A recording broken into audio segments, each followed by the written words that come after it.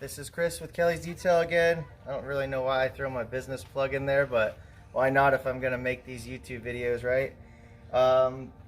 We're here today going to do the BMR Cradle Lockout Kit. I'm going to show you the tools you'll need, and I'm sure we'll both learn along the way because I've never done this before. And I'm also going to go ahead and we did an unboxing kind of in a video before this, but I'm actually going to open the box and show you all the contents that it comes with. And then show you, I did some research on the BMR website to see about what tools that I'll need. So I'll show you a starting guideline of the tools you'll need to start the project.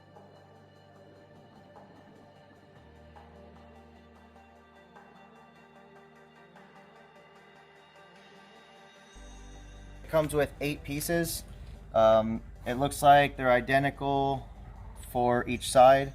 So you'll get 4 on one side and 4 on the other. Don't quote me on this because I don't know exactly where they go as of yet. And then what you'll see here is the stuff, the tools that you're going to need to go ahead and get moving with the job. It said on their website that you can use a 1/4-inch drill bit to 5/16.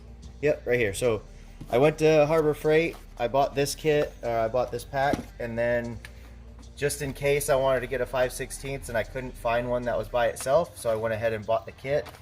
I think all in total, I mean, might have been like 15 bucks for both packages.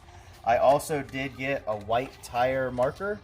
I'm not sure if this is going to work on the metal. If not, I'll have to go ahead and find some white paint. But what I'm going to do is my plan is to mark the body of the car and mark the cradle. That way when I'm jacking the cradle back up, both marks are identical, and they all line up, so everything as far as alignment should be the same when we put it all back together. Things I forgot, you are going to need a knife to cut the rubber bushings, and then you need a pry bar. Due to all the recent events, broken drive shafts and destroying a bunch of parts, we already have the exhaust off, so we have everything from the catless mid pipes all the way to the cat back is off, and then as of right now the drive shaft is out. I don't know exactly what you would need to remove to do this job. I'm assuming you would definitely have to take off the exhaust because that would be in the way, and you may or may not have to take off the drive shaft, which if you're rocking a $1,500 or $2,000 drive shaft, or even a $1,000 drive shaft, I would say just take it out, just to be it's good precautions. As of right now, we have all that stuff out, as you can see. So we're going to go ahead and get diving into this project. And as of right now, we have our side supports removed. So you can see right here, when you go underneath the car, you'll have, let me count here. You're going to have 3 push pins. And then you're going to have 5 10mm retaining nuts holding this big piece of plastic on, and you need to take this side piece off, which will also have your jack point. So you'll have the jack point sitting about right here. You remove this with a 13mm, and then once this is out, you can go ahead and take these retaining nuts off, and then the push pins as well, and then this plastic piece will just come right out. And it is 2 pieces. This is the other piece, and you can see that's where your jack point will go. So this goes on the outside. Before we go ahead and pop these bolts out of the cradle, I'm going to go ahead and mark on the body and on the cradle itself, so that way when we jack it back up and we put the cradle back to the body, these marks line up. I'm not 100% sure if this is going to work, but we'll go ahead and try it.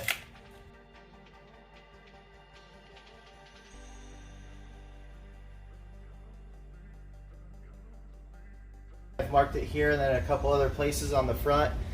You notice we actually, the cradle moved so much that you can see that there's a gouge right here in the AAD arm. It looks like it made contact with the body right there. I'm not sure if that's why they say to cut this, or if the cradle just moved that much and then it made contact. I'm shocked at how much this thing moved. I would say it moved over probably about an inch or so. And you'll see it. We'll post a photo of it in this video, and you'll be able to see I mean, you could see where the cradle, like the outline of where the bushing was, and then when it came back. So I'm shocked. I'm blown away. So anyway, we're getting through. I've got everything marked. I have our 10mm bolt out of our brake line, and then I just pulled the two, I think they're 15s, 16, two 16mm bolts out of the shop. So this side's just about ready. I'm gonna go ahead and loosen the cradle bolts and then go ahead and hop over to the other side.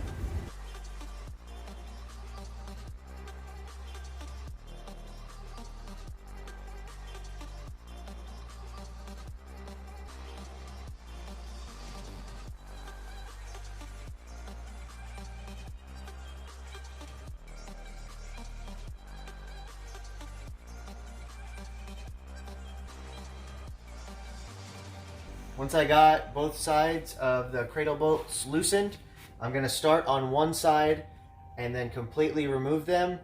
Make sure as you're lowering, even though that other side is retaining, you still want to loosen these bolts very, relatively slow, because you don't want it to just drop and then you're, left with a cradle on the floor and maybe crushed feet, or however you're doing this. You'll use is an 18mm for each cradle bolt. And like I said, just make sure when you back it out real slow. They're very long, so you can back it out to where it's completely loose and it can still, be enough to retain. So I wouldn't completely remove that yet. Come to the other side.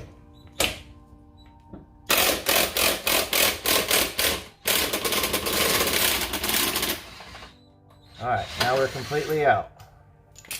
So now we'll see what this has. It's still pretty loose for the most part.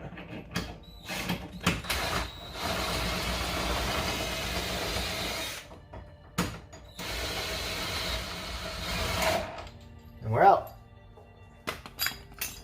Cradle bolts, front, rear. First thing you're gonna do, chuck that. Make sure you get it away.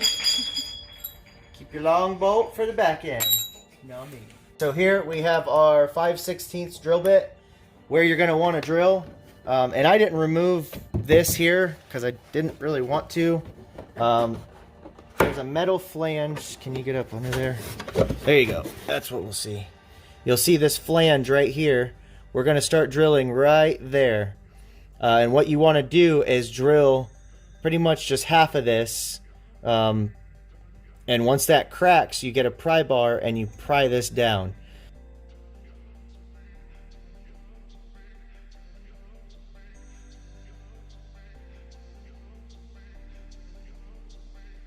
You'll see we've got half of it cut through right here. You just need to cut towards the middle. I'm pretty sure you don't have to cut both sides. And then what you'll do is get a pry bar in here. Get in there, try and do this one-handed.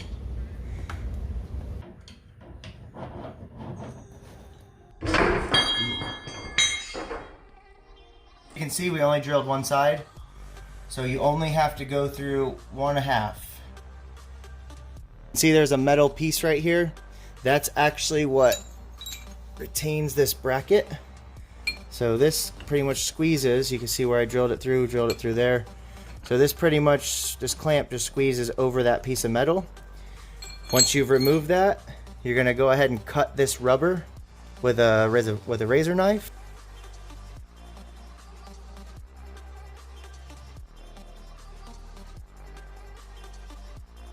I have 3 things that won't be going back on the car. There's this metal mount. I don't really know what this is called. I just call it a mount or whatever.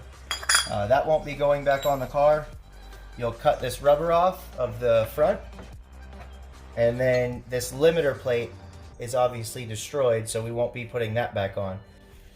So the bigger lockout ring with the bigger ring, so this is going to be the insert for the upper. And then this is the insert for the lower. So both of the bigger style lockouts are going to be for the rear. So go ahead and set those to the rear. And for the front, we have everything ready to go for the lockout kit.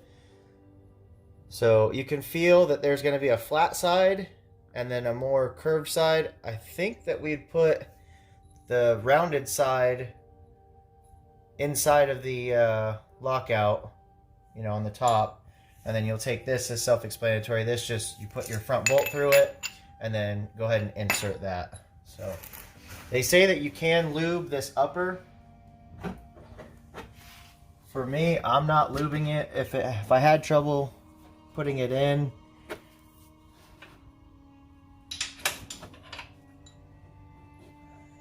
I just use my pry bar.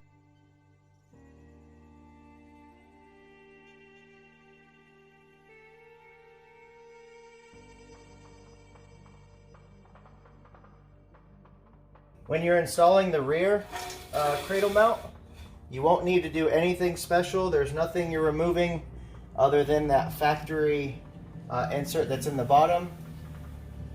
So you'll go ahead and pop this in the top, and then the bottom just goes right in. It's not, you know, there's nothing special, there's nothing needed.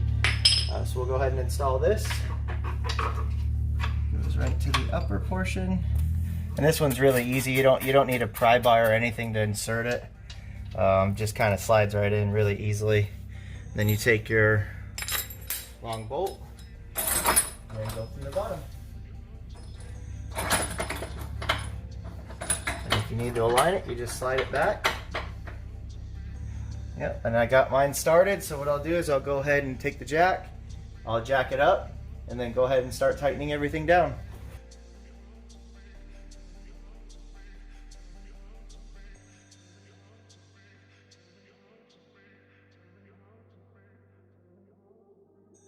There it goes. That sounded like victory! Victory!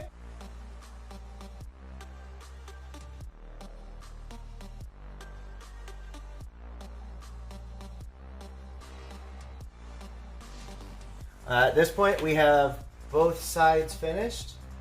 We're just gonna go ahead and make sure we line up our marks that we started when we started in the beginning. We went ahead and marked the body and then marked the cradle.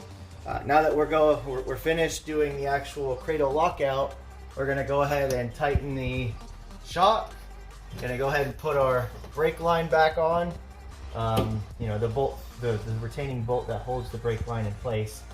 And then make sure that we torque the cradle lockout bolts, each one to 120 foot-pounds. And that's it for the cradle lockout.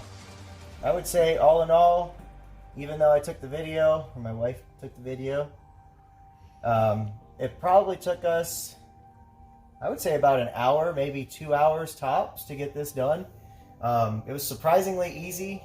And if you have any questions, any comments, feel free to fire down below and we'll get back to you. Happy trailing. Can't wait to see what this thing does on the track. And hopefully it stays together. I'm still shocked about those marks, by the way. But hope this helps. Thanks.